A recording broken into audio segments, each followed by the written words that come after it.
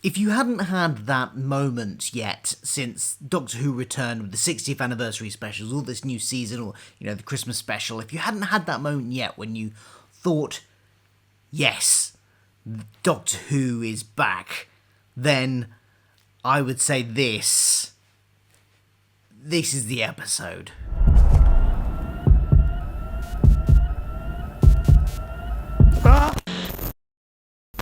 Hello, welcome to Culture Filter. I am the Fill-In Filter, and we're here to review Boom by Steven Moffat. Moffat's back, and I am so happy because as much as, I do want new writers and everything as well, Moffat has been probably my favourite writer on Doctor Who. He is my favourite showrunner. His era is my favourite era of the show, and he wrote, in Russell T Davies's first era, almost every season, his episode was always the best episode of the season. Not necessarily every episode, but a good number of them. And I think that's going to happen again this season. It's certainly the best one so far. In the way that just Moffat does, he takes a particular scenario and ekes it for everything he can get out of it in the best possible way.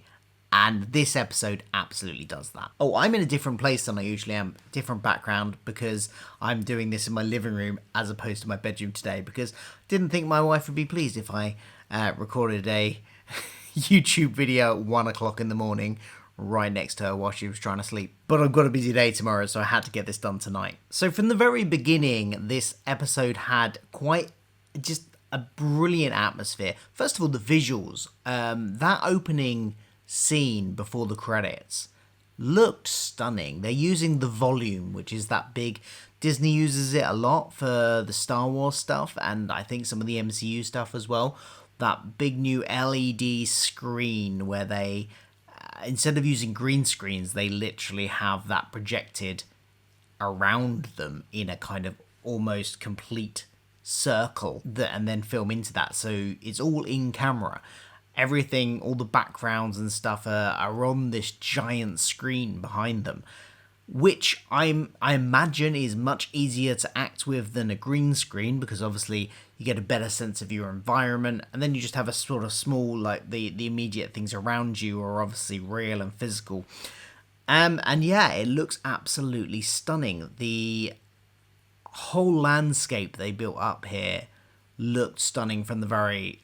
I'd say we mostly got to see it in that opening number, like it's a musical, opening bit, but it looks gorgeous throughout, but especially in that opening scene. And the tension was set up there, the characters as well. I can't remember his name, but the girl's dad, Splicer's dad, who has been blinded. Characterization of those was right there at the start, and I was invested in those characters from the moment they were on screen, that one particularly. And the stakes are set up with this war and the ambulances, which will kill you if you are deemed that you're going to take too long to recover. It's all a great setup right from the off. Then the Doctor arrives and stands on a landmine, and that's when this really gets going for me, because a lot of what is really great about this episode and what I think shows that Ncuti is a fabulous actor, because it is all him here. His performance absolutely sells this episode, and the range of emotions he goes through and how different he has been to his upbeat self throughout the rest of, even when he's had moments where he's been scared and stuff, sure, but there's something new, there's an edginess to him here where he thinks he's going to die, he thinks he's going to take out half the planet with him, and his mind is racing trying to work out ways out of it, but he's gotten a lot quieter in these moments. Like, you can tell right from the moment he steps on that line, just like the whole atmosphere just changes, and it's all down to his really compelling performance throughout the whole episode. Absolutely captivating. One little thing I noticed, and I think this points to something that somebody I saw mention on Twitter, that maybe, we had that line last week where they talked about it being June in Ruby's time,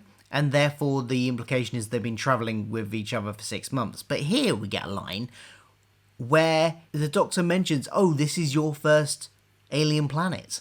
And have they not been to an alien planet in 6 months?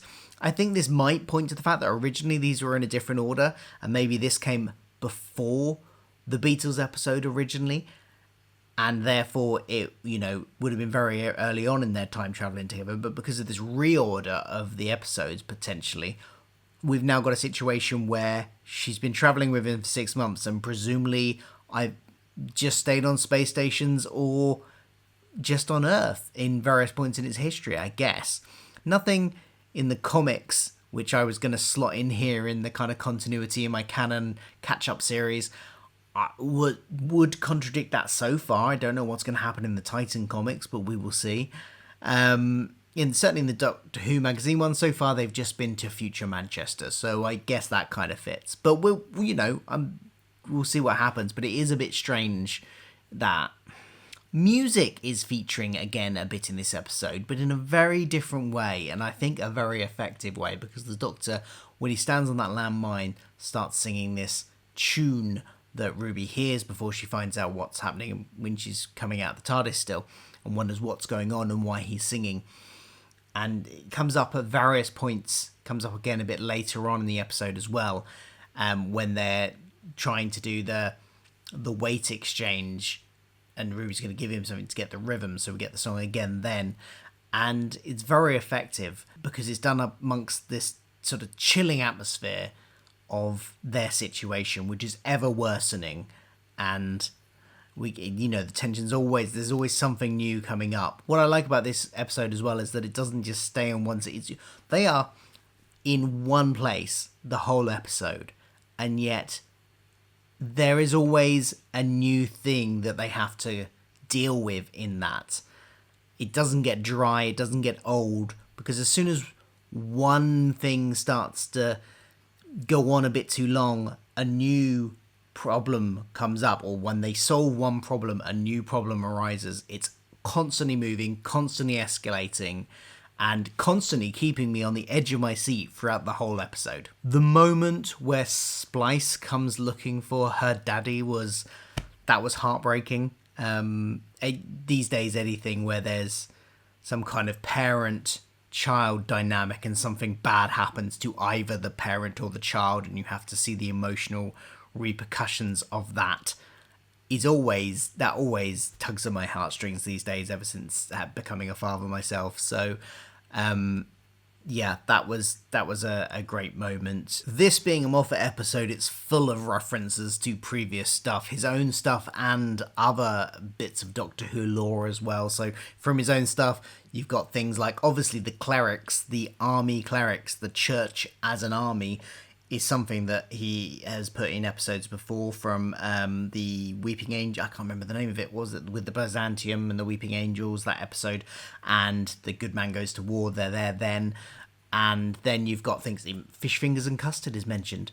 And you've got the company that makes all the weapons, which is the planet that the Ninth Doctor mentions blowing up their arms factory, their gun factory, and now bananas grow there or something. So there's all these little references. There's a reference to the mud people, the mud creatures that were in the Witchfinders from the Chibnall era. There are all these references scattered in, but they all feel absolutely natural to be said in those moments as well. And if you know, you know. If you don't, it doesn't really affect the plot. I'm trying to think if there were any downsides, but there really weren't. I was on the edge of my seat for this whole episode. There wasn't a bit I didn't like about it. There was heart, there was tension, it was ever escalating stakes, 1 minute, obviously there's the landmine, then there's the having to, solve the fact that he's on 1 foot, and then when that's solved, you got the army cleric turning up, you got the daughter turning up first, of Splice turning up, and then you've got her dad's friend who turns up as well. Then you've got the fact that they discover that actually this is because the Doctor's a Time Lord. When he blows, he's going to blow up half the planet, not just their immediate area. Stakes raised again. Then you've got Ruby getting shot, the ambulance is turning up, and it's just ever raising stakes. It's always, the tension is there. the emotion is there. There's scattered through really heartfelt emotional moments. The dad and daughter stuff.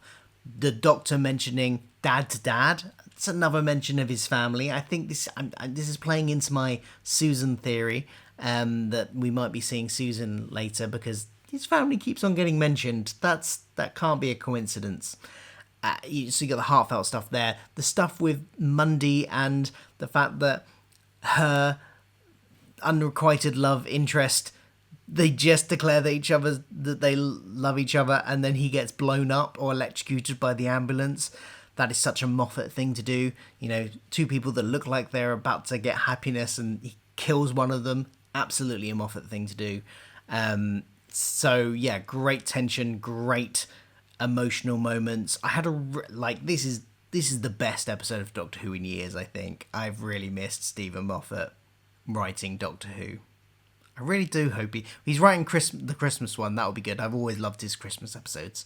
There was some social commentary in there as well, with the kind of sort of slightly anti-capitalist message of the fact that this war company, this profiteering war company, has basically, the algorithms of it have created a situation where they are fighting nothing.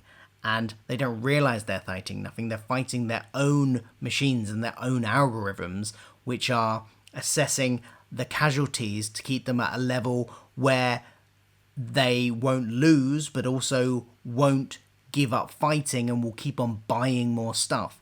The vicious cycle of capitalism and the ultimate end game of capitalism, you could say. But as I said, overall, fantastic episode. Really like this. Can't really think of a fault. It was compelling and thrilling. What do you think of it? Let me know in the comments below. I want to hear all your thoughts on it. And if you want to check out my Susan theory that she might be returning, which I think this episode adds to, well then check that out on the screen right now. I'll be back for another review next week, and I will see you then. Goodbye.